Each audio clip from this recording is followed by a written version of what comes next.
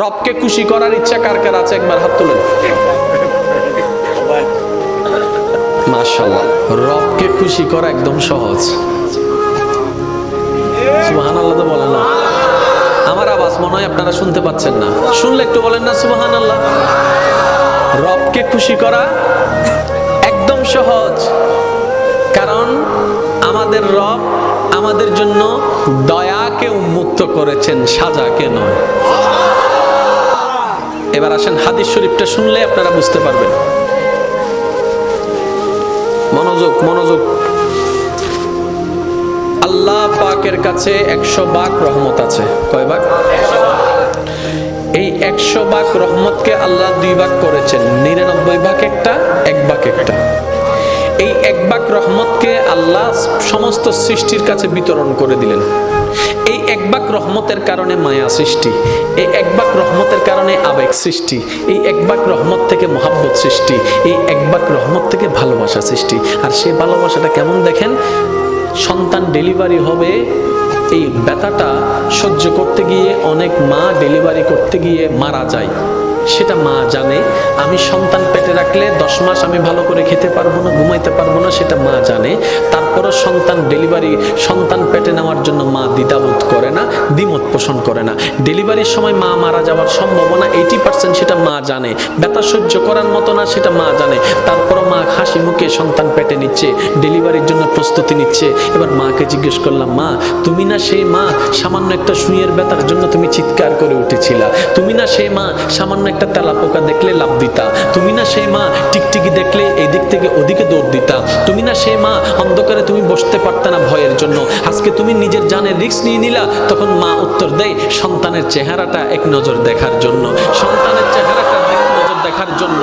এবার ডাক্তার যখন এমন পরিস্থিতিতে চলে গেল, মা হয়তো মা বাঁচবে না হয় সন্তান বাঁচবে, এমন একটা ক্রিটিক্যাল পরিস্থিতির মধ্যে যখন চলে গেল, ডাক্তার এবার আসলো অভিভাবকদের কাছে, আপনারা বন সাইন দেন, আমরা অপারেশন থিয়েটারে ঢুকাবো। এখন আপনারাই সিদ্ধান্ত নেন, কাকে বাঁচাবো, মাকে বাঁচাবো নাকি সন্তানকে বাঁচাবো? একে জিজ্ঞেস করে এ বলে যে মাকে বাঁচাও, ও বলে যে মাকে বাঁচাও, ও বলে যে মাকে বাঁচাও, ও বলে যে মাকে বাঁচাও। কারণ সবার মাতার চিন্তা, মা যদি বেঁচে থাকে সন্তান আবার আসবে, মা যদি বেঁচে থাকে সন্তান আবার আসবে। সবার একটি কথা, মাকে বাঁচাও, মাকে বাঁচাও, মাকে বাঁচাও। এবার ডাক্তার কৌতূহল বশত মাকে একবার জিজ্ঞেস করলো, সবাই বলছে মাকে বাঁচাতে, একটু আপনি বলেন না আমরা এই দুইজনের ভিতর কাকে বাঁচাবো, আপনাকে বাঁচাবো নাকি সন্তানকে বাঁচাবো? তখন মা, একমাত্র মা, সে উত্তর দেয়, একমাত্র মা তখন চিৎকার করে বলে, ডাক্তার আমার সন্তানকে বাঁচান, আমার সন্তানকে বাঁচান, আমার সন্তানকে বাঁচান। ডাক্তার অবাক হয়ে তাকায় রইল, সবাই বলছে আপনার কথা, আপনি বেঁচে থাকলে তো সন্তান আরেকটা আসবে, আপনি কেন সন্তানের কথা বলছেন? এবার মা 2 চোখের পানি ছেড়ে দিয়ে বলে, আমি তো দেখেছি সূর্য কেমন, আমার সন্তান তো এখনো দেখেনি। আমি তো চাঁদকে দেখেছি, আমার মা সন্তান তো চাঁদকে দেখেনি। আমি তো খাবার খেয়েছি, আমার সন্তান তো এখনো খাবার খায়নি। আমি তো দুনিয়া দেখেছি, তারা তো এখনো দুনিয়া দেখেনি। আমি তো এগুলা দেখেছি, তারা তো সেগুলা দেখেনি। আমি তো এগুলা দেখেছি, তারা তো ওগুলা দেখেনি। আমি তো এগুলা খেয়েছি, তারা ওগুলা খায় নাই। আমি দুনিয়া দেখেছি, আমার সন্তান এখনো দুনিয়া দেখেনি। ডাক্তার আমারও দুনিয়া দেখার দরকার নাই, আমার সন্তানকে দুনিয়া দেখার ব্যবস্থা করে দেন, আমার সন্তানকে দুনিয়া দেখার ব্যবস্থা করে দেন।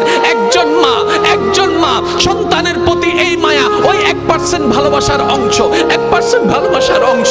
আপনার আমার নবী রাহমাতুল্লিল আলামিন যখন এই হাদিস বর্ণনা দিলেন, 1 ভাগ রহমত রেখে আল্লাহ পাক 1 ভাগ রহমত পৃথিবীর মধ্যে রহমত ছড়াই দিয়েছেন, 99 ভাগ রেখে দিয়েছেন। সাহাবায়ে কেরাম আদবের সহিত আরজি করলেন, ইয়া রাসূলুল্লাহ, ইয়া রাসূলুল্লাহ, ওই 1 ভাগ রহমতের যদি এত ভালোবাসা, এত মায়া, এত টান, এত আবেগ, এত মহব্বত যদি হয়, এই 99 ভাগ আল্লাহ কেন রেখে দিয়েছেন? তখন রহমাতুল্লিল আলামিন বলেছেন, ওরা আমার সাহাবারা শুনো, এই বাকি 99 ভাগ রহমতকে আল্লাহ হাসরের জন্য রেখে দিয়েছেন, হাসরের জন্য রেখে দিয়েছেন, হাসরের জন্য রেখে দিয়েছেন।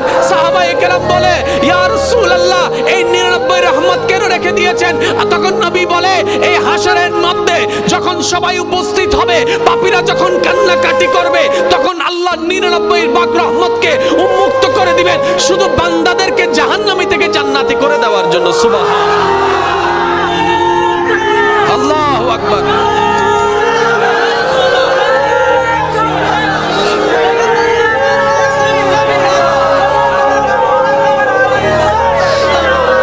উচ্চ আওয়াজ একবার বলেন না সুবহানাল্লাহ। আপনার জন্য 99 ভাগ রহমত অপেক্ষা করছে। আর একটু জোরে, এক ভাগের ভালোবাসা যদি এমন হয়, এক ভাগের ভালোবাসা যদি এমন হয়, 99 ভাগ। আপনি কেন ভাবছেন আপনি জাহান্নামে যাবেন? কেন আপনার ভাবনা আপনি জাহান্নামে যাবেন? আপনি না রবের বান্দা?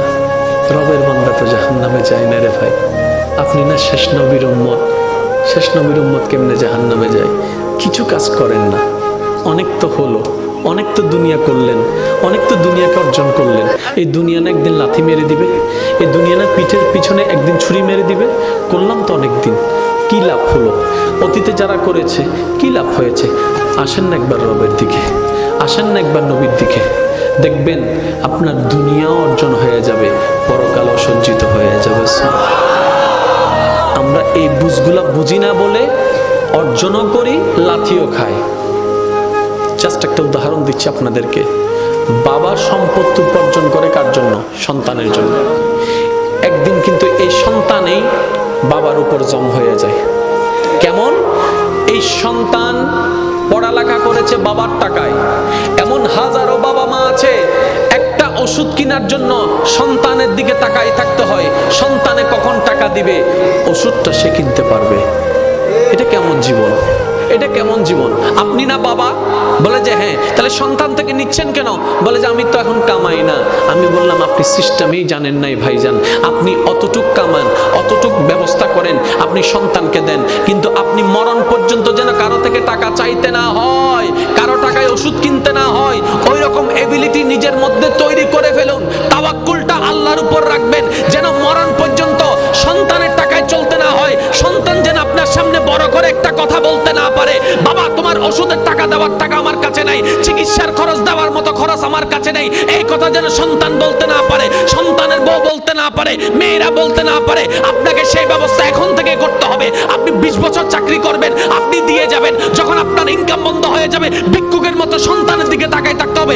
এমন জীবনের চাইতে তো মরণ অনেক ভালো হয়ে যাবে, মরণ অনেক ভালো হয়ে যাবে।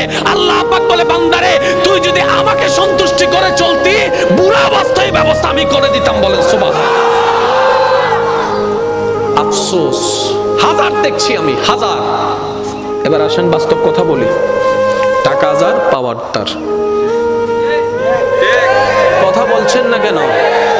টাকা যার। আজকে যারা টাকা কামাচ্ছেন, ইয়ং আছেন, ছেলে আছেন, সময় আপনাদের জন্য আসতেছে এটা। কারণ বাপ হবেন তো কিছুদিন পর। হাসেন আর যাই করেন, বাপ হচ্ছেন তো। এবার আসেন, যারা টাকা কামাচ্ছেন আপনাদের কাছে অনুরোধ, যারা সন্তানের বাবা মা আছেন আপনাদের কাছে অনুরোধ, আপনি মরে গেলে সম্পদ এমনিতেই হয়ে যাবে সন্তানদের, কিন্তু কখনো বেঁচে থাকতে সন্তানদের নামে জায়গা ভাগ করে দিবেন না। কারণ বেশিরভাগ গন্ডগোল লাগে ভাগ করে দেওয়ার পরে। তখন আর কেউ মা চিনে না, বাপ চিনে না। অন্তত এই মানুষগুলা সম্পদ পাওয়ার লোভে হলো মার সেবাটা করবে, বাবার সেবাটা করবে, বউটাও একটু মান্য করবে, ছেলেটাও একটু মান্য করবে, কারণ না হয় সম্পদের ভাগ চলে যাবে। কিন্তু আপনি কি করবেন? গোপনে গোপনে সন্তানের নামে সে জমিন, সে দলিল আপনি বরাদ্দ করে দিবেন। আমার বড় ছেলে, মেজে ছেলে, ছোট ছেলে, মেয়ে সবার নামে আপনি বরাদ্দ করে দিবেন। ইসলামী শরীয়তের নিয়মে আপনি বরাদ্দ করে দিবেন, কেউ জানবে না। দলিলে লেখা থাকবে, এই দলিল আমি বুড়া, আমার বুড়ি মারা যাওয়ার পরে বাস্তবায়ন হবে।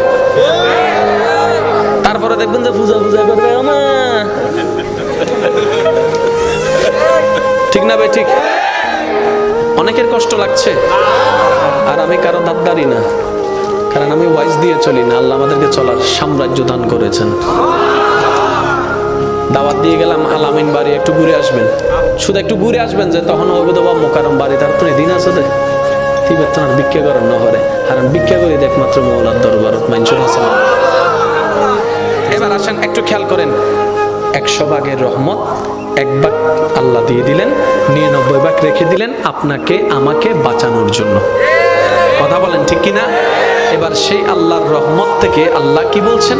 লা তাকনাতু মির রাহমাতিল্লাহ, আমার রহমত থেকে কখনো তোমরা নিরাশ হয়ো না। এবার টোটাল বিষয়টাকে আমি একটু গোছাই নিচ্ছি। কালকে কবরে যেতে হবে, বলেন না? হাসর উঠতে হবে, তারপরে আল্লাহর বিচারের কাঠগড়ায় দাঁড়াইতে হবে। কি নিয়ে যাচ্ছেন? কোনো কিছু নাই। কি দিবেন আল্লাহকে? দেওয়ার মতো কিছু নাই। কি আছে দেওয়ার মতো? হিংসা আছে, অহংকার আছে, দুশমনি আছে, অন্যের জায়গা লুণ্ঠন করা আছে, অন্যের ভাগ নেওয়া আছে, অন্যের সম্পদ মেরে খাওয়া আছে, কারো মনে অন্যায়ভাবে কষ্ট দেওয়া আছে। এগুলা ছাড়া তো আল্লাহকে দেওয়ার মতো কোনো কিছু, তো বাঁচার তো কোনো উপায় নাই। আল্লাহ যে আপনাকে কতটুকু ভালোবাসে ভাইয়েরা, বোনেরা, আপনারা যদি বিশ্বাস করেন না, এটা যদি একবার বুঝতে পারেন যে আপনার রব আপনাকে কতটুকু ভালোবাসে, আপনারা দুনিয়া ভালোবাসতে ইচ্ছা করবে না, তখন ইচ্ছা করবে মন প্রাণ উজাড় করে আপন রবকে ভালোবাসার জন্য। বলেন না সুবহান? আর একটু জোরে বলেন। এবার মনোযোগ আছে তো সবার? শেষ করে দিই, ফিসনের গুণ হতে শেষ করে দিই। ভালো আয় কিন্তু আন্দানো দেখি রে ভাই, ফিসুতে মানুষ সদ্দরিয়েছে আত্মরণ চাই। ও আল্লাহ রে, দুগুণ সে ফিসনের ভাই একবার হনছে মারহাবা, ইতারা ফিসনের ভাই ফানলাম, ইতারা রই দি আরবার হন মারহাবা, সুবহানাল্লাহ একবার হন। আওয়াজ উনি বুঝা যাচ্ছে মানুষ সময়ই, মানুষ সময়ই সাই যদুন আল্লাহর বান্দারে বসুন বেগুন একবার চিল্লে হনছে মারহাবা। মাশাআল্লাহ, সিডেঙ্গা মানুষ তো, বিরিয়ানির আওয়াজ, বিরিয়ানি, হ্যাপি বিরিয়ানি। আচ্ছা একখানা খেয়াল করেন, কিরে এবারে সিট থেকে লাগবে, এবারে টমেটো না। আচ্ছা এখন একটু খেয়াল করেন, আল্লাহর প্রেমিক বান্দাগণ, মনের কান প্রস্তুত, মনের কান প্রস্তুত। এবার শুনেন একটা হাদিস শরীফ। কি হাদিস শরীফ?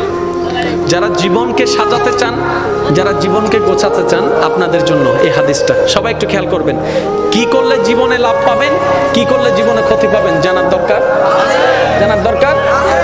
আর ইসলাম সবচাইতে সহজ, ইসলাম সবচাইতে সহজ। একটু খেয়াল করবেন, আপনারা জানেন মুসা নবী, আল্লাহ পাক এমন দান করেছেন মুসা নবীকে, আল্লাহ কথা বলার সুযোগ দান করেছেন। সুবহান। তাই বলা হয় মুসা কালিমুল্লাহ। মুসা মুসা মুসা নবী আল্লাহর সাথে যখনই কথা বলতেন, তুর পাহাড়ে গিয়ে আল্লাহর সাথে কথা বলতেন। এবার মুসা নবী একদিন রাস্তা দিয়ে হেঁটে যাচ্ছে, যাওয়ার সময় একজন মুসা নবীর উম্মত মুসা নবীকে দেখে বলে, ইয়া নবী আল্লাহ, আপনি তো আল্লাহর সাথে কথা বলতে যাচ্ছেন, আমার পক্ষ থেকে আমার রবের কাছে একটা বার্তা, একটা মেসেজ আপনি পৌঁছাই দিবেন দয়া করে। বলে যে কি বলতে চাও বলো, যেটা রবকে বলতে হবে। তখন ওই ব্যক্তিটা বললেন, হে মুসা নবী, আপনি রবকে বলবেন, আল্লাহ যতটুক আমাকে সম্পদ দান করেছে, এই সম্পদ আমি আর লোট নিতে পাচ্ছি না। আমার চাওয়ার তুলনায়, স্বপ্নের তুলনায় সম্পদ অনেক বেশি বেড়ে গিয়েছে। আমি আর সম্পদ চাই না, আমাকে যেন সম্পদ একটু কমাই দেয়, আমাকে যেন সম্পদ একটু কমাই দেয়। আল্লাহকে বলবেন আমাকে যেন সম্পদ একটু কমাই দেয়। এরকম দোয়া কেউ করে? কারণ আমরা তো আরো দেয়, আরো দেয়, আহাদি নোয়ারের তো ওদের সিবি দে, সিবি দে, সিবি দে, আহাদি সিবি দিল ন তো ওদের রশিদি বান, রশিদি বান, রশিদি বান, আহাদিও ন তো ওদের ফেলাস্টার ঘর তার হরো দেয়, ঠিক না? সেজন্য সিডেঙ্গা বাসা থেকে হাতে আছে, বেশি আইলে নামাতে, বেশি আইলে, বেশি আইলে ফ্যাট লোড তাইলে কেএফসি আর বালা লাগিব না। ওয়া আগে জিল্লা সিলিল্লা করি দাও, আওয়াজ আগের মতো করি দাও। এবার একটু খেয়াল করেন, ওই বান্দা ফরিয়াদ জানালেন কি মুসা নবীর কাছে, আল্লাহর কাছে, মুসা নবীর মাধ্যমে, যে আমাকে যেন সম্পদ আর না দেয়, যতটুকু দিয়েছে এতটুকু আমার পক্ষে লোড করা সম্ভব না, আমাকে যেন সম্পদ আর না দেয়, এটা যেন কমিয়ে দেয়। আচ্ছা মুসা নবী চলে যাচ্ছেন, কিছুক্ষণ পর আরেকজন বান্দার সাথে দেখা। ওই বান্দার শরীরের কাপড় চোপড় সব ছিঁড়া ফেরা, চুলগুলা আউলা জাউলা। এবার মুসা নবীকে বললেন, আল্লাহকে একটু আমার পক্ষ থেকে একটা খবর জানাবেন। বলে যে কি খবর? বলে যে আমার খাবার জন্য খাবার নাই, পরার জন্য কাপড় নাই, আল্লাহকে একটু বলেন না আমার উপর দয়া করতে, আমাকে একটু সম্পদ দিতে বলেন না, আমি যেন একটু ধনী হতে পারি। দুইজন বান্দার দুইটি বার্তা নিয়ে মুসা নবী তুর পাহাড়ে চলে গেলেন, আল্লাহর দরবারে এবার ফরিয়াদ জানালেন। আল্লাহর দরবারে দুইজন বান্দার পক্ষ থেকে ফরিয়াদ জানার পরে আল্লাহ পাক বললেন, মুসা, প্রথমে যেই বান্দা তোমাকে ধরেছে সে বলেছে সম্পদ আর নিতে পারবে না, তাকে গিয়ে বলো আজকে থেকে যেন শুকরিয়া আদায় বন্ধ করে দেয়, শুকরিয়া আদায় করা বন্ধ করে দেয়, তার সম্পদও কমে যাবে, সম্পদও কমে যাবে। আর যার সম্পদ নাই বলেছে তাকে বলবা শুকরিয়া আদায় করতে করতে, যেমনে থাকুক যেভাবে থাকুক শুকরিয়া আদায় করতে শুরু করতে বলো। আমি আল্লাহ সম্পদ বাড়াই দিব, নিয়ামত বাড়াই দিব, মর্যাদা বাড়াই দিব। সুবহান। মেসেজটা শুনে মুসা নবী এবার আসতে লাগলেন। তারা অধীর আগ্রহে অপেক্ষা, আল্লাহর পক্ষ থেকে কি মেসেজটা আছে। এবার গরিবের সাথে দেখা হলো। গরিবকে বলে আল্লাহ পাক বলেছে তোমাকে সর্বদা শুকরিয়া আদায় করতে। সে বলে যে আমি শুকরিয়া আদায় করব কি নিয়ে? শুকরিয়া আদায় করার তো কোনো বিষয়ই নাই, শুকরিয়া আদায় করার তো কোনো কারণই নেই, কি নিয়ে শুকরিয়া আদায় করব? কিন্তু আল্লাহ কি বলেছিলেন? যেমন আছে তেমনই যদি সে শুকরিয়া আদায় করে। তো সে যদি চালাক হতো কি বলতো? যাক, হাঁটার জন্য এখনো পা দুইটা আছে, আলহামদুলিল্লাহ। চলার জন্য এখন একটু শক্তি আছে, আলহামদুলিল্লাহ। দেখার জন্য নজরটা একটু আছে, আলহামদুলিল্লাহ। আল্লাহ খুশি হয়ে যেত। এই শুকরিয়ার কারণে তার অন্যদিকেও আল্লাহ বরকত বাড়ায় দিত। সে এই নিয়ামতটা নিতে জানে। এবার কিছু দূর যাওয়ার পরে ওই মানুষটা যে সম্পদ কমায় দেওয়ার জন্য বলছে তাকে দেখলো, তার জন্য আল্লাহর উপর সন্তুষ্ট থাকার জন্য। তখন মুসা নবী বললেন আল্লাহ তোমাকে বলেছেন শুকরিয়া আদায় বন্ধ করে দাও, নিয়ামত বন্ধ হয়ে যাবে, সম্পদ বন্ধ হয়ে যাবে, তোমার অর্থনৈতিক আস্তে আস্তে কমে যাবে। তখন সেই বান্দা উত্তরে বলে যখন আমার কিছু ছিল না তখনও রবের শুকরিয়া বন্ধ করি নাই, আজকে কেমনে বন্ধ করব? আজকে কেমনে বন্ধ করব? যখন আমার কিছু ছিল না আমি তখনই রবের শুকরিয়া আদায় করেছি। এই হাদিসের ছায়া তলে নবী আমাদেরকে মেসেজ দিতে যাচ্ছেন, উম্মত থাক না থাক, পাও না পাও, বেশি অল্প, মন মতো হোক না হোক, সর্বাবস্থায় আপন রবের শুকরিয়া করতে থাকো, করতে থাকো, করতে থাকো। তোমার নিয়ামতের, তোমার জীবনে নিয়ামতের যা যা দরকার তোমার রব সবগুলা পূরণ করে দিবেন। বলেন সুবহানাল্লাহ। এবার মওলা আলীর একটা হাদিস শুনেন, বলবো? জোরে বলেন না, বলবো? দেখেন ইসলাম কত সহজ, পরকাল কত সহজ। হযরত আলী রাদিয়াল্লাহু তাআলা বলে আল্লাহ থেকে অল্প পেয়ে তুমি খুশি হয়ে যাও, আল্লাহ হাসরে তোমার অল্প আমলে খুশি হয়ে যাও। High high high high high. যে বান্দা আল্লাহর থেকে পাওয়া অল্প নিয়ামতে খুশি হয়ে যায়, যাক আলহামদুলিল্লাহ অনেক বেশি পাইছে, আল্লাহ তার হাসরের ময়দানে যাওয়ার পরে অল্প আমল দেখলেও খুশি হয়ে যাবে। এবার সত্যি করে বলেন আমরা কি খুশি হতে পারি? সত্যি করে বলেন আমরা খুশি হতে পারি? পারি না বলেই আজকে আমাদের জীবনে এত দুঃখ, এত কষ্ট। আজকের মাহফিল থেকে চলেন আমরা একটা আমল শেখার চেষ্টা করি, বুঝি না বুঝি, পক্ষে বিপক্ষে, শত্রু হোক বন্ধু হোক, দিন হোক রাত হোক, ব্যথা লাগুক সুস্থ লাগুক, যেমন তেমন, শুধু জবানে একটা জিনিস থাকবে, আলহামদুলিল্লাহ আলহামদুলিল্লাহ আলহামদুলিল্লাহ আলহামদুলিল্লাহ আলহামদুলিল্লাহ, পাইলেও আলহামদুলিল্লাহ, না পাইলেও আলহামদুলিল্লাহ। আর কিচ্ছু দরকার নাই। আপনি যে ডিপ্রেশনের ওষুধ খুঁজছেন, আপনি যে মন খারাপের ওষুধ খুঁজছেন, কই ফার্মেসিতে পাবেন না, কিন্তু রবের কাছে চলে যান, ওইখানে পাবেন। রব বলবে তোর মন খারাপ হয়েছে, তোর ডিপ্রেশন হচ্ছে, কোথায়? তোর অশান্তি মনে। আর সেই মনের খাবার হচ্ছে, রিজিক হচ্ছে আলা বিযিক্রিল্লাহ তাতমাইন্নুল কুলুব। ওই অন্তরকে রবের নাম শুনাই দে, মন এমনি শান্ত হয়ে যাবে। এখানে অনেক আমার যুবক যুবতী বোনেরা আছেন, ভাইয়েরা আছেন, আপনারা একটু খেয়াল করবেন, অনেক সময় মন খারাপ হয়ে যায় না? বলেন না, অনেক সময় মন খারাপ হয় না? মন খারাপ হলে জানে কি শুনেন? অনেক সময় মন খারাপ হলে আমরা গান শুনে মন ভালো করার চেষ্টা করি। এটা কি চালাকি না বোকামি? আপনি নিজে একটু বিবেচনা করে দেখবেন। কারণ গান আপনাকে আমাকে সর্বদা অতীতের দিকে নিয়ে যায়। আর আমাদের অতীতে সুখ বেশি না দুঃখ বেশি? সেজন্যই তো আপনি অতীত নিয়ে তো কাঁদেন, ঠিক না? অতীতে দুঃখ বেশি, তো গান শুনে আবার দেখে অতীতের দিকে ফিরে চলে যাচ্ছেন। আমি বলি বোন, আমি বলি ভাই, মনটা যদি বেশি খারাপ হয়, অনেক কিছু তো ট্রাই করেছেন, সাময়িক কিছুটা শান্তি পান, আবার সে আগে ডিপ্রেশনে চলে যাচ্ছেন, মন খারাপে, এটাও ভাল লাগে না, সেটাও ভাল লাগে না, কফিও ভাল লাগে না, চাও ভাল লাগে না, কোনো কিছু ভাল লাগে না।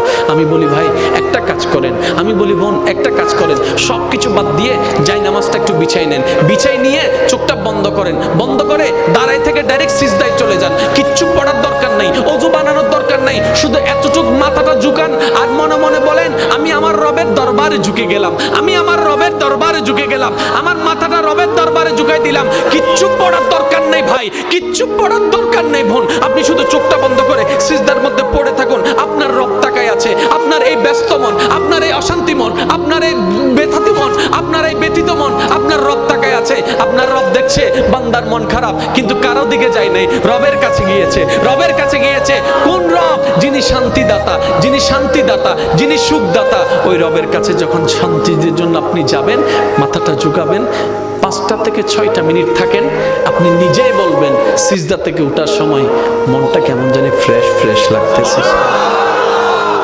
কখনো মন খারাপ হলে করে দেখবেন, নগদ নগদ প্রমাণ পাবেন। হদিনও মন খারাপ হইলে অন্ধে যাই রে আহাদি বদ্দা ক্যাঙ্গার অর্ধে ওদের টেনশন কি কি আহদি বানাই নেওয়া লাইন নেবো, তোর কি টেনশন? ওষুধ দিই না কি বল দিলে আবুল বিরি হগো, আবুল বিরি হটি ইয়া আছে না, আছে না। আর যারা আবুল বিরি হননি তোরাও কিন্তু এক চালাক আছে, এটা ইউ রাখতো তো, ঠিক না? অজ্ঞ বিরিরে 4 ভাগে ভাগ করে হয়তো নমা থেকে মানুষ। সিগারেট যারা বানিয়েছে তারা কি ওই সিগারেটের ভিতর কোনো ওষুধ দিয়েছে? তাহলে আপনার যে ডিপ্রেশন টেনশন কমে যাচ্ছে কেন মনে হচ্ছে? শুনেন, এটা একটা সাইকোলজিক্যাল ব্যাপার। আপনি যদি মনে করেন যে এটা পানিটা খেলে আপনার মাথা ব্যথা চলে যাবে, অথবা আপনি যদি পানিটা খেলে আপনার টেনশন কমে যাবে, যদি আপনার মনে হয়, দেখবেন পানিটা খাওয়ার পর আপনার মন খারাপ চলে যাবে। এটা একটা সাইকোলজিক্যাল ব্যাপার, এটা দয়ার বিষয় নয়, ঠিক আছে? কিন্তু আপনি যখন সিজদায় চলে যান, নবী বলছেন যখন তোমরা সিজদায় যাও, জমিনে তোমাদের কপালটা লাগে না, রহমানের দরবারে গিয়ে লাগে। তাহলে আপনি যখন সিজদায় যান তখন একদম কাছে চলে যান কার? আরো জোরে বলেন। আপনি তখন আল্লাহর কাছে চলে যান, রহমতের অনেক কাছে চলে যান। এত মূল্যবান একটা জায়গার মধ্যে আপনি আমি গুরুত্ব না বুঝার কারণে অনেকে সিজদার মধ্যে দেরি হলে কাশি মারে। মসজিদে শুনেন না, অনেক সময় সিজদার মধ্যে যদি ইমাম সাহেব একটু দেরি করে, পিছন থেকে একজন কিরো ভাই ঠান্ডা লাগি না, হদে না হুজুরের মিস কল মসজিদে, আদি কেন মারলি হুজুরের মিস কল, হদে হাসি দি মসজিদে। আর শেষ হই, তোমার শেষ হইলে জোর হ না, তোমার শেষ হইলে এই নামাজে আপনাকে জান্নাতে নিবে? আমাদেরকে জান্নাতে নেওয়ার মতো কোনো আমল আমাদের কাছে আসলে, সেজন্য শর্টকাট পদ্ধতি বলি, ঈমানটাকে মজবুত রাখবেন। আল্লাহ, নবী, রসুল, কোরআন, ফেরেশতা, পরকাল, কবর, হাসর, জান্নাত, জাহান্নাম, যত কিছু আছে শুধু চোখ বন্ধ করে বলবেন মানি বাস মানি, মানি বাস মানি, মানি বাস মানি, ঈমান কমপ্লিট। ঠিক আছে? আর এখন আমল করার পালা।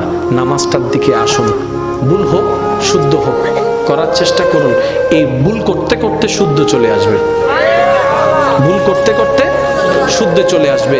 প্রথম থেকে যদি শুদ্ধ করতে চান, আলহামদুলিল্লাহ, এটা উদয় আর নহর আগে তার হতে জিল্লা পারো চিল্লা পাচ্ছ না, এটা যাতে প্রেমত ফরি যাব। অভাব যে সুন্দর হত কবিতা পড়লাম, কিন্তু কোরআনের মতো এত মজা না ভাই।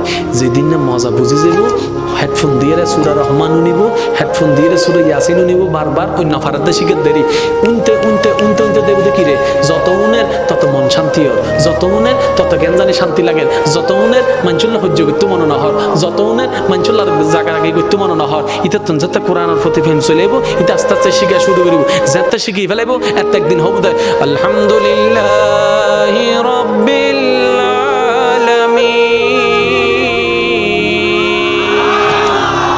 الرحمن الرحيم مالك يوم الدين إياك نعبد وإياك نستعين اهدنا الصراط المستقيم صراط الذين أنعمت عليهم غير المغضوب عليهم ولا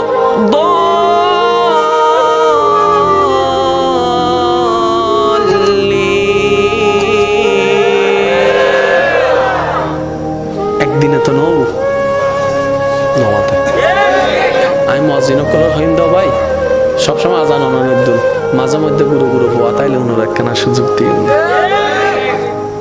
ইতন তো আজান দিবেন লোক হইলে যাইব নি। নামাজান ফরিসুলিও, কারণ শয়তান সবসময় আসাদের দূরলে যে বেল্লাই অনর্তন কৌশল গড়ি গড়িয়ে হাসে আনন্দ করি। আমি সেজন্য একটা অনুরোধ জানাবো যারা এখানে আছেন, শয়তানের কাজ বান্দাকে রহমান থেকে দূরে নেওয়া, বান্দার কাজ হতে হবে রহমানের কাছে যাওয়া। কথা বলেন ঠিক কিনা? সেজন্য আমি আমার যুবক যুবতী ভাই বোনদের কাছে একটা অনুরোধ জানাই, শয়তানের ফাঁদ কি কি একটা লিস্টি করেন, কি কিভাবে শয়তান আপনাকে ফাঁদে ফেলে, কি কি কর্ম দিয়ে, যেমন হিংসা অহংকার, এগুলা দিয়ে একটা লিস্টি করেন। ওই লিস্টিগুলাকে রেড চিহ্ন দিয়ে ক্যান্সেল করে দেন, এগুলার সাথে আমার কোনো সম্পর্ক। দেখবেন আস্তে আস্তে আপনি রহমানের দরবারের কাছে চলে যাচ্ছেন, আপনার অন্তর আলোকিত হয়ে যাচ্ছে। সুবহানাল্লাহ। নামাজ পড়ার দরকার, জোরে বলেন না, নামাজ পড়ার দরকার, মা বাবার খেদমত করার দরকার, বউ ফিটানোর দরকার। আশা হয় দিবে অন্যরে বিয়ে না করে দিবে হদ দেয়, ঠিক না বেটি? আরো জোর হন না। মনে রাখবেন, বউ ফিটাইলে কিন্তু আল্লাহ আপনারা ফিটাবে। বউ পিটানোর জিনিস নয়, বউ মায়ার জিনিস, মহাব্বতের জিনিস। কিন্তু আপনি মনে করেন হিতের নো ফিটাইলে ফজর হবো না, আজীব ব্যাপার। আচ্ছা এবার উনো জিবে হতা হয়তো আল্লাহ তার ফুটফুটে মাইয়ে দিই। যে বলে বউ না মানলে হয় না, আল্লাহ তাকে একটা ফুটফুট একটা কন্যা সন্তান দিয়েছে। দিনে দিনে আস্তে আস্তে বড় হচ্ছে, স্কুল থেকে কলেজে, কলেজ থেকে আস্তে আস্তে বিয়ের প্রস্তাব আসা শুরু করলো। এবার সেই কলিজার টুকরা মেয়েকে বুকের মধ্যে পাথর চেপে বাবা এখন বিয়ে দিবে। এবার বিয়ের স্টেজ টেস্টেজ সব হয়ে গেল। বিদায় বেলায় এসে বাবা যখন ওই হাত তুলে দেয় না, মেয়ের হাত তুলে দেয় না অভিভাবক হিসেবে স্বামীর হাতে, যখন তুলে দিচ্ছে তখন বলছে, এই এটা কিন্তু আমার ফুল, খবরদার আমার ফুলের গায়ে যেন একটা টুকাও না লাগে, আমার ফুলের গায়ে যেন একটা টুকাও না লাগে। মেয়ের মা কথাটা শুনছে, শোনার পর আয়সা বলে যে, ও তোমার মেয়ে মেয়ে, আমার বাপের মেয়ে, আমি কিচ্ছু না। কথা বলে না কেন? আর একটু জোরে। স্ত্রীদেরকে কখনো আঘাত দিবেন না। হ্যাঁ, ওরা একটু অবুঝ, ওরা একটু উল্টা বুঝে হতে পারে, কিন্তু সম্পদ তো আপনার। এটার যত্ন যদি নিতে না জানেন, আপনার সংসারটা ভেঙে যাচ্ছে। আচ্ছা, আপনার না হয় কোনো লাইফ নাই, আপনার স্ত্রীর কোনো লাইফ নাই, সন্তানদের তো লাইফ আছে। তা আপনারা দুইজন যখন ঝগড়া করে ডিভোর্স হয়ে যায়, আলাদা হয়ে যাবেন, আপনারা ভালো থাকবেন। এই সন্তান কার কাছে যাবে? মার কাছে থাকলে বাবা পাবে না, বাবার কাছে গেলে মা পাবে না, তো লাভ কি হচ্ছে? একদিন এই সন্তানদের ভবিষ্যৎও অন্ধকার হয়ে যাবে। তো সেজন্য আমি অনুরোধ করব, এক ছাদের নিচে থাকলে অনেক কিছুই হবে, বুঝে অবুঝে অনেক কিছুই হবে। এত কিছু থাকার দরকার নেই। শুধু একটা হাদিস মনে রাখবেন, স্বামী স্ত্রী যখন এক জায়গায় হয়, কথা বলে, তখন তৃতীয় পক্ষ শয়তান এসে ওখানে ফু মারে, আগুন একটু বাতাস দেয়। স্বামী স্ত্রী যারা আছেন, এই হাদিসটা যদি মনে রাখেন, সংসারে ঝগড়া কমে যাবে। সেটা কি? শয়তান সবচেয়ে বেশি খুশি হয় কখন জানেন? যখন স্বামী স্ত্রীর ভিতর ঝগড়া লাগাই দিতে পারে, শয়তান বেশি খুশি হয়। তাহলে আপনি যখন হাদিস এটা আজকে থেকে জানছেন, যখন দেখবেন স্বামী বেশি রেগে গেছে, আপনি চুপ করে থাকবেন। রাগ আসলেও রাগ দেখাবেন না, তখন বলবেন যে শয়তানের রাগ তুলছে, কিন্তু আমি দেখাবো না। স্বামীও এই কথা মনে রাখবেন, যখন বেশি রাগ আসবে, বউকে বকা দেওয়ার ইচ্ছা করবে, আপনি দিবেন না, কারণ রাগটা আপনার নয়, শয়তানে আনাচ্ছে। তো শয়তানের জিনিস আপনি নিবেন কেন? 2 মিনিট চুপ থাকেন, দেখবেন রাগ এমনিতেই চলে যাবে, সংসার শান্তির হয়ে যাবে।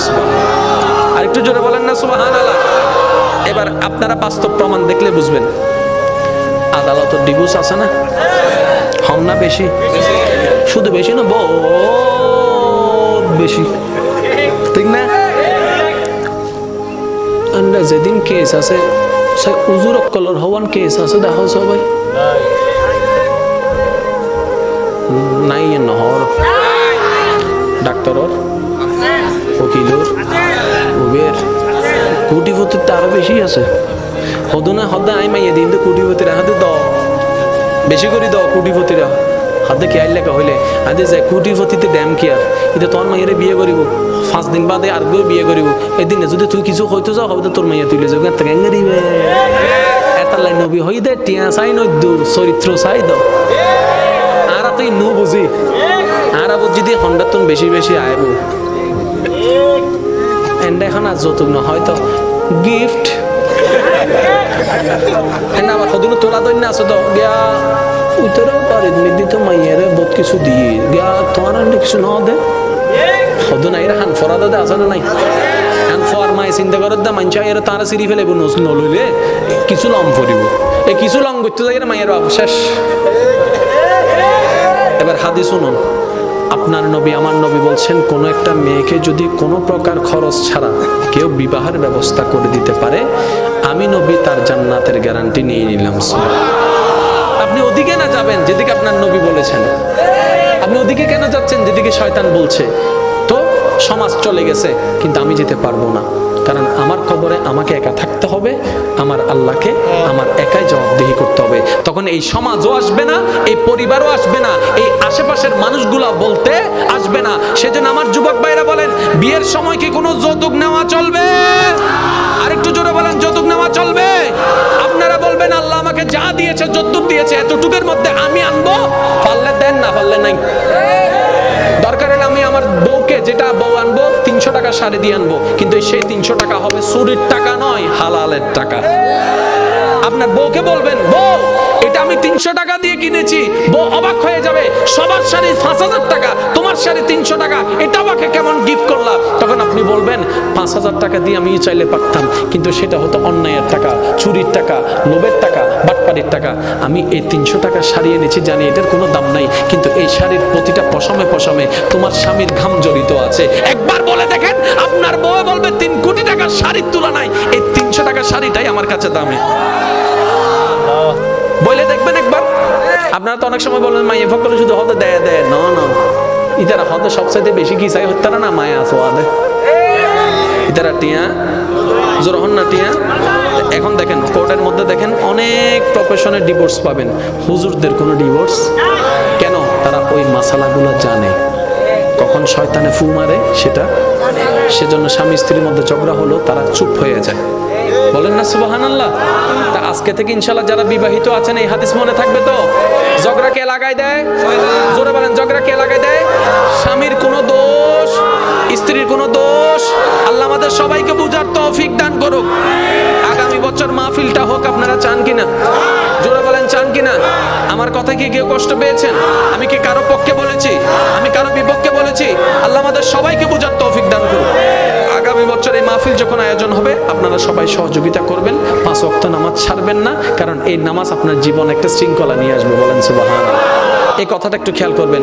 নামাজ শুধু ইবাদত বাড়ায় না, নামাজ শুধু সওয়াব বাড়ায় না, নামাজ শুধু আপনাকে জান্নাত দিবে না, এই নামাজ আপনার জীবনের মধ্যে অগোছালো জীবনটাকে গোছাই দিবে, আপনার অশান্তির জীবনকে শান্তিময় করে দিবে। বলেন সুবহানাল্লাহ।